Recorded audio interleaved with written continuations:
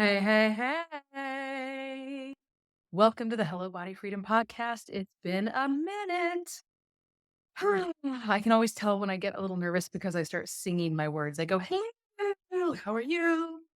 All right, I'm going to stop that now. I'm going to take a deep breath. And the reason why it's been a minute is I have had a very dysregulated nervous system. It has been a lot going on. I won't get into the details of all of it, except for if you were following my story, kind of like the icing on the cake was a leak in our dishwasher that led to a flood that led to just crazy. So if anybody has ever dealt with anything like that, which I'm sure a lot of people have, it kind of like jacks with your life, like your entire home is in disarray, and I work from home. So this is if you were watching the video of this, if you're watching this on YouTube, this lovely office that I love so much also happens to be a giant room in our house. So this became the kitchen over there and the bedroom right there and my office right here. It was crazy. Anyhow, I am definitely feeling a lot more regulated, and that is exactly what we're going to talk about today because I'm feeling it's very, very alive inside of me.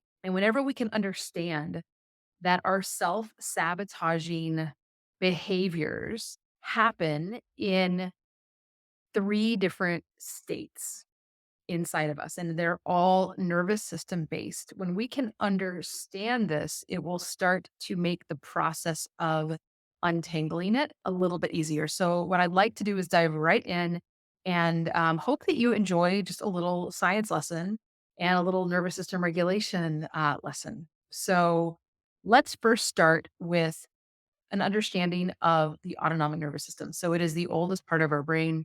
It is the brain stem. I always point to my neck whenever I'm teaching, always put my hand on my neck. We're talking 500 million years of evolution. It is the part of our brain that has learned how to keep us safe and alive, our entire species safe and alive. So that way our ancestors could have procreated and done all that they did for us to even be sitting here today. It is pretty freaking epic. But for us to understand that its main job is how are we keeping you safe and alive? And all of it is unconscious, right? You don't think about digesting your food. You don't have a thought when somebody comes up behind you and goes, surprise, or spooks you or something. There is no thought. It is just all of a sudden a pounding heart, blood pressure goes up, fight and flight responses go up, right? There isn't a thinking part here, right? You don't have to do anything about it because the autonomic nervous system does all of these things in order to keep you safe and alive. So maybe you've heard, and I know that I've taught in a lot of ways, understanding the nervous system as two different branches. So we have the sympathetic branch and the parasympathetic branch. But vagal theory basically takes the parasympathetic branch and it helps us explain one, the parasympathetic nervous system, which is that rest and digest way to be on the planet, but it also helps us explain the shutdown that can happen when our nervous system gets really hijacked. So let's go ahead and start with this idea that our nervous system would prefer for us to be in a state of thriving, which is what you would call the ventral vagus nerve. So the ventral part, and it's the ventral part of the parasympathetic nervous system, right? So rest and digest is equanimous to this idea of, I don't even know if that's even a word. Is equanimous a word? If I just make that up, probably made it up. I'm telling you, perimenopause is a thing, party people. It is a real, legit thing. My brain is going cuckoo. All right, back to the story. So, thriving is the state that our nervous system likes to be in. So, I like to imagine our ancestors where they were all in community and everybody was kind and everybody kind of had a job and there was purpose and meaning. And some people would hunt and some people would gather and some people would, you know, build stuff. And I don't know, like however it may be, it worked back in the day. That's always easier for me to imagine that than it is my day to day because it's too complex and there's so many little things going. So I'm just imagining my ancestors a beautiful, sunny, warm day. They're not worried about the weather. Life is going good. They're going to have a nice fire and a party tonight or something like that. That'll be fun.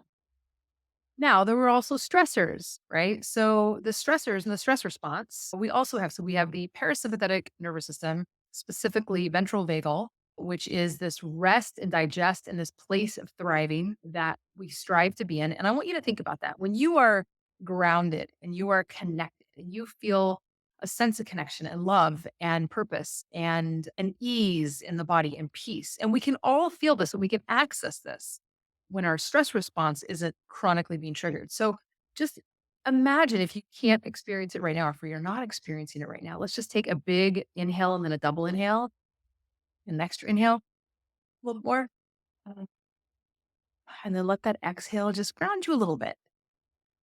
And just notice that the space feels good, right? It is a sense of thriving. It is a sense of connection. It's also a place where we digest our food better. It's a place where we experience more creativity and love and connection. It's just this really beautiful, magical place to be. Now, the other side of the autonomic nervous system, one is the rest and digest, this part of the parasympathetic nervous system, and then the other part is the sympathetic nervous system. So this part is where the stress response starts, right? So our ancestors are humming along and then I don't know, it starts raining and then maybe it turns into like tornado weather or something like that. Where all of a sudden it's a huge stressor. What are we going to do with the animals? How are we going to find shelter? Like a lot. It's a lot going on. And whenever we get into this kind of stress response, your kitchen floods. There's my example for today. What happens is you're like amazingly, without you having to try or think about it, your stress response of your autonomic nervous system, the sympathetic part of your nervous system, it gets on board and it's like, "Rawr, what are we gonna do?"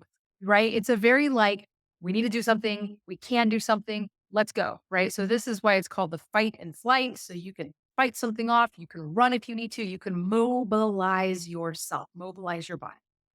And it's very powerful. And I want you to think about this from like a stress response. Whenever you start feeling activated, mobilized, stressed, anxious, right? All of that kind of energy just makes you want to like go, go, go, go, go. And then you do, and then you go, and then you go. I have a client who struggles because her job is very stressful and her red flag moments are inside of Hello Body Freedom, her red flag moments are midday. So her stress response is like it is that sympathetic way of being where it's like high intensity, jittery, shaky intensity in the body and mobilization, mobilization. And the way that she's recently discovered that she handles it is with crunchy food, right? Chips or popcorn or something, just have something, or even just like the munching, the behavior of munching that gives her jaw, which is also a very strong muscle, go, go, go, go, go. It gives her something to do. And she found whenever she started to finally get ready to break that habit, which we will talk about maybe in the next podcast, what it takes to start to break these habits.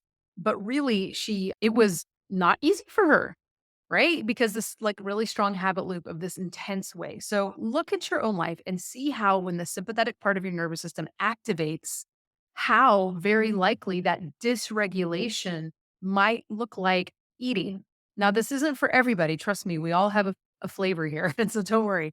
That might be you, that might not be you, but just notice that it is one aspect of that nervous system dysregulation, right? When the stress response comes on. Now, before I move on, I just want you to hear that our nervous system is genius. It's been around forever and it is literally here to keep you safe and alive. I know I've already said it, but you learned a long time ago if that stressor happens, just like my client, this particular energetic dysregulation in the body equals I spontaneously eat. And that doesn't just happen by coincidence. It happened because at some point in her life, it was the thing that kept her safe. The behavior of eating was the safety mechanism.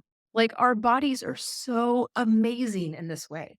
Okay. So I totally get that that behavior right now, at least if you're in Hello Body Freedom, or if you're listening to this podcast at all, you don't want that behavior anymore. This behavior isn't serving you. And I get that and you get that. And that's wonderful. But for us to understand, it is so much better to come from a place of seeing it as the truth that it is, which is here for your benefit. It is doing the only thing that it knows how to do in the way that it knows how to do it, which is to protect you via eating. Okay. So we really want to get off the shame bus, the willpower bus, the beat ourselves up, the inner critic bus. And I'm not saying that we're going to take those parts of us and shove those, under a rug as if they don't exist either. But whenever we get lost in that energy, it doesn't actually help the problem because your body believes that it's helping you. It doesn't think that it's a problem. Okay. Your behaviors and that those parts inside of you are really protective parts, right?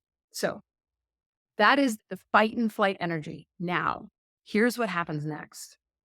If the fight and flight, right? If that sympathetic energy, that mobilization, we can figure this out. We can seek shelter. We can do this. We can deal with the stressor. We can call the flood remediation people in my house, like whatever I need, go, go, go, go, go.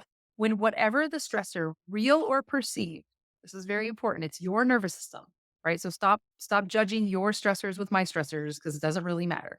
If your nervous system continues to get more elevated and elevated and elevated in the stress response, eventually what happens is we pass a threshold. So what happens is inside of the body, the nervous system becomes way overwhelmed. And when that starts to happen, this is what we call I've heard it called hypoparasympathetic, which is like an absolute shutdown. So remember, if we're talking about fight or flight energy versus rest and digest, right? Rest and digest is this idea of thriving, relaxation, and it is a part of the parasympathetic nervous system, right? This is why polyvagal theory is so powerful because it helps us understand why, when the stressors get so high, that all of a sudden we move from mobilization to immobilization. It's like hypoparasympathetic. And this is called dorsal, so the dorsal vagal part. And this is, I can't do anything. This is where we start to get into apathy, depression. This is where we start to get into shutdown. And this I find to be a very strong place where we use food in a big way because we're using food as a way to disconnect, as a way to not feel, as a way to dissociate, right? As a way to check out.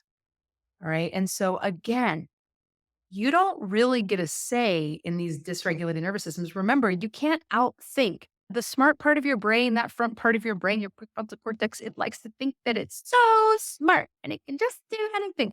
But if your whole nervous system that is ancient and old and evolutionarily speaking is in charge in this moment, then we can't outthink ourselves into going from that stress response sympathetic into that like hypoparasympathetic, that dorsal vagal immobilization shutdown.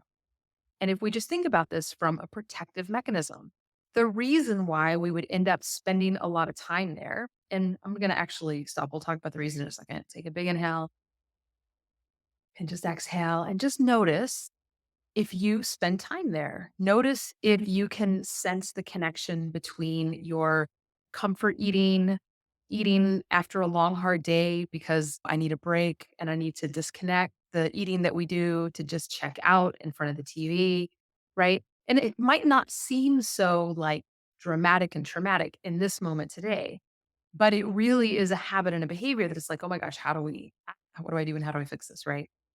And you don't fix it. You learn that a long time ago, your nervous system, likely when you were a kid, got really, really, really overwhelmed.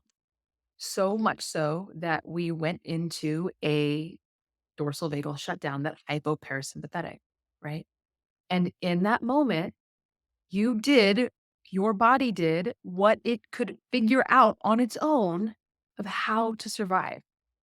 And the eating became part of the soothing behavior when that nervous system would get triggered into that immobilization, that not the I can get out of it, but the I cannot. I am stuck. All right.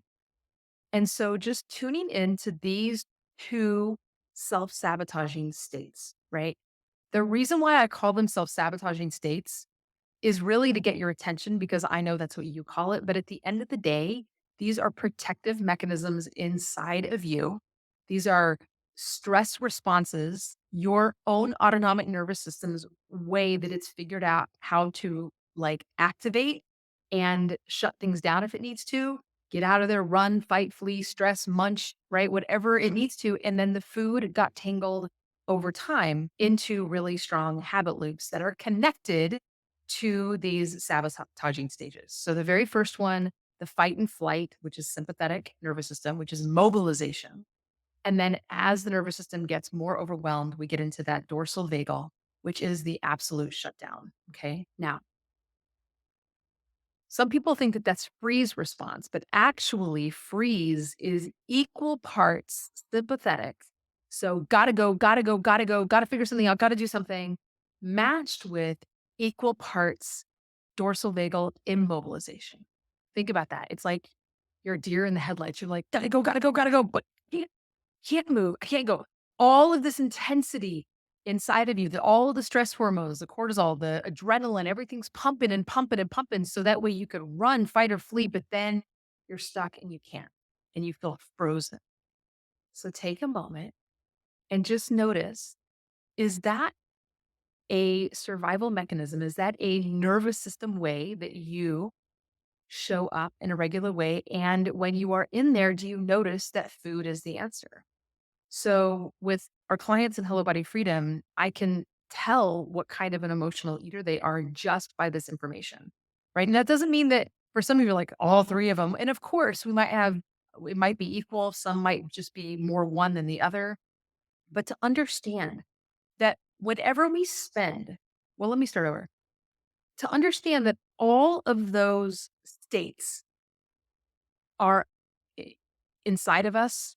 It's evolutionary. It's been around forever. It's there to keep us safe and alive. Okay. These are not wrong states of being.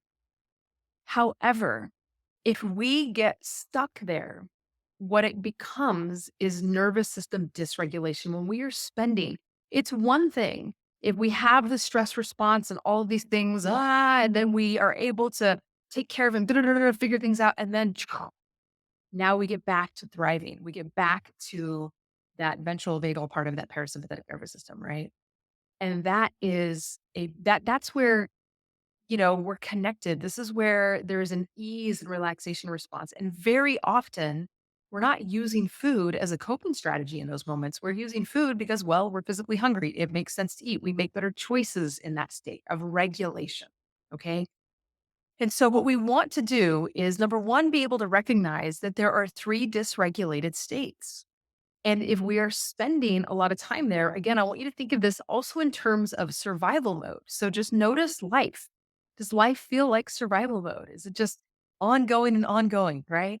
Or is it more like thriving mode? So, if you are in that thriving mode in a regular way, then very likely you're not using food as a coping strategy, or it's a whole lot easier to break those patterns. When you are in a major nervous system dysregulation, it is a lot harder to heal overeating, emotional eating, binge eating. I'm not saying that you can't. We learned how to do both in Hello Body Freedom. It just takes longer. It's a longer process for sure.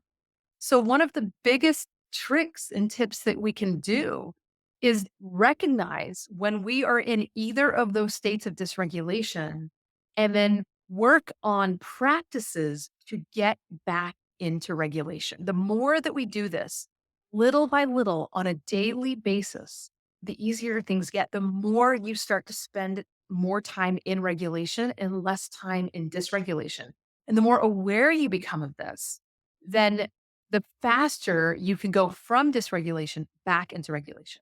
So the question you should be asking me is, girlfriend, how the hell do I do that? Let's go. And I'm going to go, all right, let's knock this out of the park. Okay.